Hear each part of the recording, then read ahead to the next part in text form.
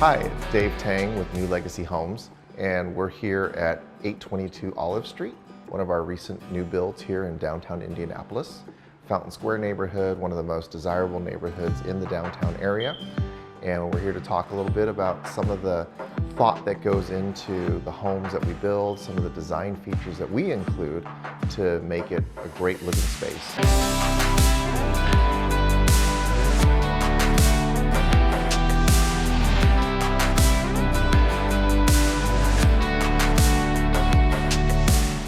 We have a large great room area.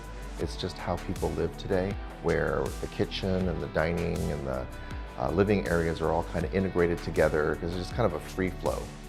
We also create a layout so that it's really easy to get out to a back deck, for example, so that on nice days when you open up the big doors, we've basically expanded the living space simply by opening a door and placing a deck in the right place. In terms of living space, that's one of the key features that we try to implement. In this particular floor plan, we added the full bedroom bathroom model addition so that if someone needs a guest room or they want that fourth bedroom downstairs, we have that available.